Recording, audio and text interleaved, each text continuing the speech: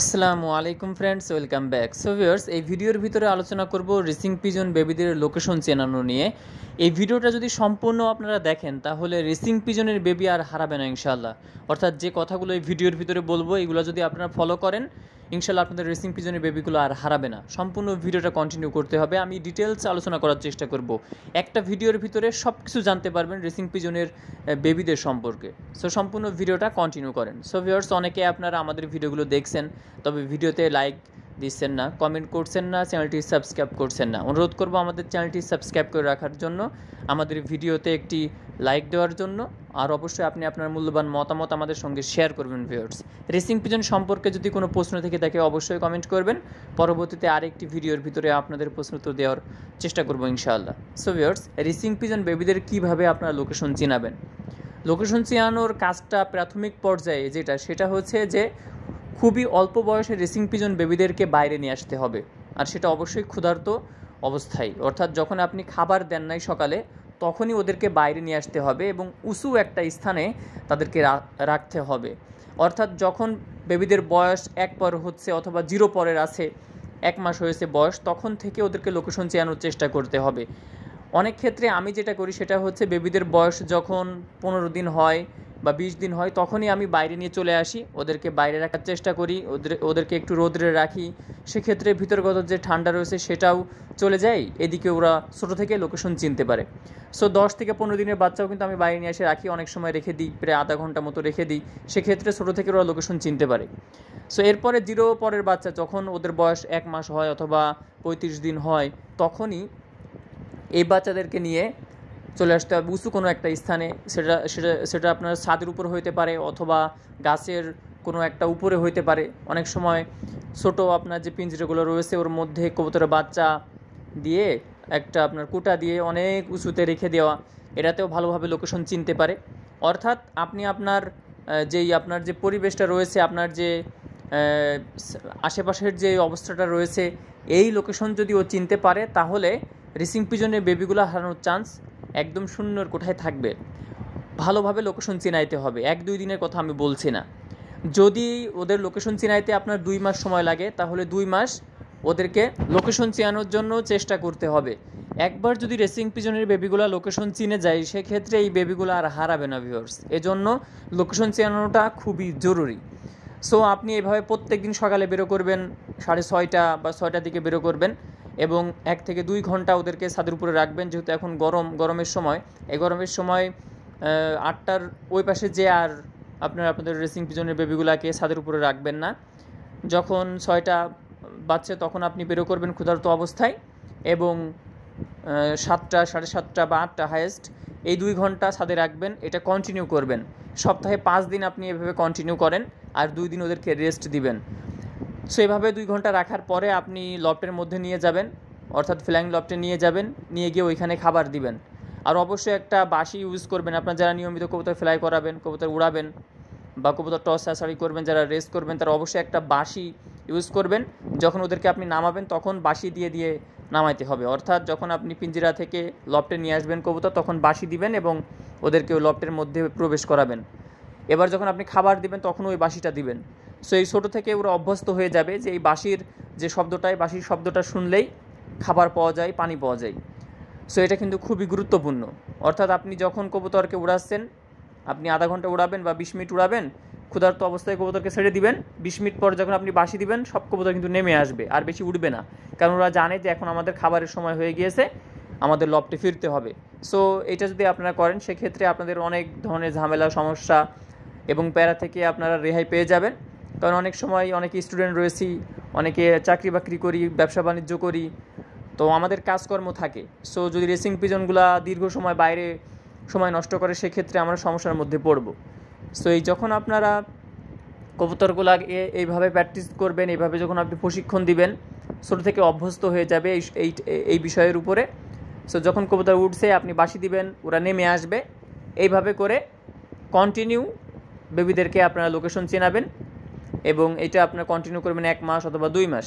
তারপর আস্তে আস্তে যখন আপনি কবুতরের বেবিগুলো ছাড়ছেন তখন বেবিদের পাখে অবশ্যই পাকগুলো ভালোভাবে বেঁধে দিবেন। এটা টেপ দিয়ে হইতে পারে, এক পাশের পাক খোলা রাখবেন, এক পাশের পাক বেঁধে দিবেন এই যে 15 দিন বা 1 মাস অথবা 2 মাস আপনি লোকেশন চিনাইলেন, এবার কিন্তু ওদেরকে ছাড়তে হবে। আস্তে আস্তে যখন অভ্যস্ত হয়ে যাবে এই পরিবেশের সঙ্গে, এই কবুতরের বাচ্চাগুলো আর হারাবে না। সো এইভাবে করে কন্টিনিউ কিছুদিন করবেন, তারপরে ডানাটা খুলে দিবেন, দেখবেন যে ইনশাল্লাহ এই কবুতর আর হারাবে না। কবুতর ফ্লাই করছে, আপনার এরিয়ার মধ্যেই থাকছে এবং ফ্লাই করছে। তবে একটা বিষয় আমাদের মাথায় রাখা জরুরি, আর সেটা হচ্ছে রেসিং পিজনের বেবিগুলা কিন্তু কয়েকটা গ্রাম নিয়ে চক্কর দেয়। যেমন হাই ফ্লায়ার গিরিবাজ রয়েছে, তারা কিন্তু আমাদের বাসার উপরে অনেক উঁচুতে ফ্লাই করে, কিন্তু রেসিং পিজন এমনটা নয়। রেসিং পিজন কয়েকটা গ্রাম নিয়ে তারা চক্কর দেয় এবং অনেক দূরে ফ্লাই করে। সো যার কারণে এটা নিয়ে ঘাবড়ানোর কিছু নাই, কবুতরগুলো আবার ফিরে আসবে এবং এই কবুতর আপনি কন্টিনিউ ফ্লাই করাতে পারবেন। এই বিষয়টা আমাদের মাথায় রাখা জরুরি ভিউয়ার্স। গরমের মধ্যে প্রতিদিন আপনাদের কবুতরকে লেবু পানি দিবেন। যদি প্রতিদিন দিতে পারেন সেক্ষেত্রে তো অবশ্যই ভালো হয়, যদি না পারেন অন্তত পক্ষে সপ্তাহে 4 থেকে 5 দিন আপনারা লেবু পানিটা দিবেন। এটা কোনো সাইড ইফেক্ট নাই। কন্টিনিউ যদি এই পানিটা দেন সেক্ষেত্রে কবুতরের বাচ্চাগুলো সুস্থ থাকবে। কারণ যেহেতু এখন গরম, এই গরমের মধ্যে রেসিং পিজন বেবিদের লোকেশন চেনানোর জন্য ছাদে নিয়ে যাওয়া লাগে, আর ছাদে নিয়ে গেলে অনেক সময় কবুতরগুলো পাতলা পায়খানা করে, ড্রপিং করে পাতলা, সেক্ষেত্রে কবুতরের বাচ্চাগুলো অসুস্থ হয়ে যাইতে পারে। অনেকে আপনারা বলেন যে ভাইয়া রেসিং পিজনের বাচ্চাগুলোর হাড় বাঁকা হয়ে যাচ্ছে অথবা অনেক দুর্বল হয়ে যাচ্ছে, শুকায় যাচ্ছে, এটার পিছনে কারণ কি? রেসিং পিজনের বেবিদের বয়স যখন 3 মাস হয় অথবা 4 মাস হয়, তখন কিন্তু ভিটামিন, ক্যালসিয়াম এগুলোর কোর্স করাইতে হয় আমাদের। তো এটা তো আমরা অনেক ছোটো থেকেই করাই। আরেকটা বিষয় যেটা, সেটা হচ্ছে যে কবুতরের কিন্তু কৃমি কোর্স করাতে হবে 3-4 মাসে। তো এটা কীভাবে করাতে হয় এটা আপনারা সবাই জানেন, ইউটিউবে আপনারা সার্চ দিবেন পেয়ে যাবেন, অথবা পরবর্তীতে আমি আরেকটি ভিডিও করব আমার এই চ্যানেলের মধ্যে, সেই ভিডিওটা পাবেন ইনশাল্লাহ, যে কীভাবে রেসিং পিজন বেবিদের লোকেশন, রেসিং পিজন বেবিদের কীভাবে আপনারা কৃমি কোর্স করাবেন এ সম্পর্কে ইনশাল্লাহ আমি ভিডিও করব। সো কৃমি কোর্স করানোর পরে লিভার টনিক দিতে হয় 1 থেকে 5 দিন, প্রতি লিটার পানিতে 1 ml করে 1 থেকে 5 দিন যদি আপনারা এটা দেন লিভার টনিক, সেক্ষেত্রে কবুতর সুস্থ হয়ে যাবে। দেখবেন যে এরপরে যে খাবারটাই দিচ্ছেন সেই খাবারটাই তারা গ্রহণ করবে, খুব মজা করে খাবে এবং তাদের শরীরে যে ঘাটতিটা রয়েছে সেই ঘাটতিটা পূরণ হয়ে যাবে। এরপরে ভিটামিন, ক্যালসিয়াম যখন কোর্স আপনি করাবেন, প্রত্যেকটা কোর্স ওদের কাজে আসবে। তা না হইলে যতক্ষণ পর্যন্ত পেটে কৃমি থাকবে ততক্ষণ পর্যন্ত কবুতর ফ্লাই করবে না, উড়বে না, ঠিকমতো খাবে না, দিন দিন শুকিয়ে যাবে, এক সময় অসুস্থ হবে, কবুতর মারা যাবে। সো ভিটামিন ক্যালসিয়ামের যে কোর্সগুলো রয়েছে এগুলোর আগে অবশ্যই কৃমি কোর্স করাইতে হবে। তবে দেখতে হবে যেদিন ঠান্ডা আছে, বৃষ্টি পড়ছে বা বৃষ্টির সময়, সেই দিন আপনারা কৃমির যে কোর্সটা আছে এটা আপনারা করাই দিবেন। সো সেক্ষেত্রে এই কবুতরের বাচ্চাগুলো বেশি বেশি ফ্লাই করবে, উঠবে। অনেকে বলেন যে কবুতর উঠতে চায় না, কবুতর না উড়ার পিছনে অন্যতম কারণ হচ্ছে কৃমির অ্যাটাক। কৃমি যখন ওদের পেটে থাকছে তখন কিন্তু এই কৃমিতেই কিন্তু ওদের ফ্লাই করতে দিবে না, অসুস্থতার দিকে দিন দিন নিয়ে যাবে। সো অবশ্যই কৃমি কোর্সটা খুবই জরুরি। সো এইভাবে করে যখন কবুতর 6 মাস হয়ে যাবে বা 4-5 মাস হয়ে যাবে, আপনার ঘরে নিয়মিত সে ফ্লাই করছে, নিয়মিত সে উঠছে, টাইম টু টাইম ঘরে ঢুকছে, টাইম টু টাইম আপনি ফ্লাই করাচ্ছেন, আবার ছাড়ছেন, যখন এটা সম্পূর্ণ কমপ্লিট হয়ে গেছে তখন আপনি টস ছাড়াছাড়ির জন্য নিয়ে যাইতে পারেন। তো প্রথমে কি করবেন, প্রথমে 1 কিলো থেকে ছাড়বেন, 1 কিলো থেকে আপনি 2 থেকে 3 বার ছাড়বেন, এরপরে 5 কিলোয় যাবেন, 5 কিলোয় যে 2 থেকে 3 বার ছাড়বেন, এরপরে 10 কিলো যাবেন, 10 কিলো যে 2 থেকে 3 বার ছাড়বেন, এরপরে 20 কিলো যাবেন, সেখানে 2 বার ছাড়বেন, এরপরে যাবেন 30 কিলো, সেখানে 1 বার ছাড়বেন, এরপরে যাবেন 50 কিলো, সেখানে ছাড়বেন 3 বার, এরপরে আপনি ছাড়বেন 70 কিলো, সেখানে 1 বার ছাড়বেন, এরপরে আপনি যাবেন 100 কিলোতে, 3 থেকে 4 বার অথবা 5 বার আপনারা ছাড়বেন কবুতর।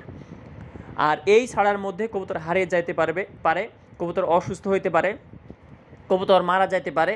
কবুতর লালন পালনে কবুতর হারিয়ে যাওয়া, কবুতর মারা যাওয়া, কবুতর চুরি হয়ে যাওয়া, কবুতর কেউ আটকে দেওয়া, এই ধরনের যত ধরনের ঝামেলা রয়েছে এগুলো কিন্তু মোকাবেলা করতে হবে।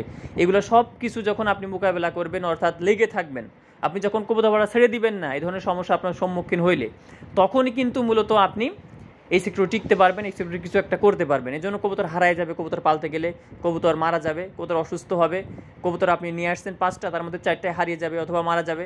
সো এইগুলো কিন্তু আমরাও ফেস করছি। এজন্য ধৈর্য ধারণ করতে হবে এবং লেগে থাকতে হবে।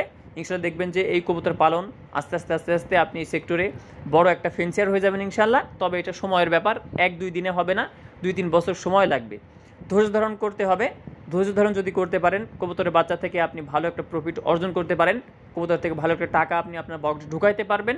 যেই টাকা দিয়ে, যে অর্থ দিয়ে আপনি আপনার কবুতর লালন পালন খুব সুন্দরভাবে করতে পারবেন, ওদের খাবার খরচ, সাপ্লিমেন্ট খরচ, ওষুধ খরচ সব কিছু যোগাইতে পারবেন এবং কিছু টাকা আপনি আপনার পকেটেও ঢুকাইতে পারবেন।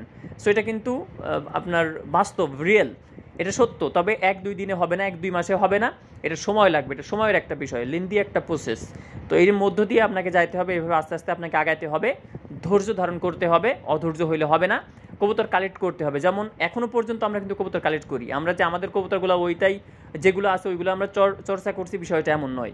আমাদের কাছে যে কবুতর আছে সেগুলো তো আমরা আমাদের কাছে রাখছি, বাইরে পাঠাই এবং নিত্য নতুন কবুতর আমরা কালেক্ট করি। এই সেক্টর টিকতে হলে এটা কিন্তু খুবই জরুরি। সো সবাই সুস্থ থাকবেন, ভালো থাকবেন। আসসালামু আলাইকুম।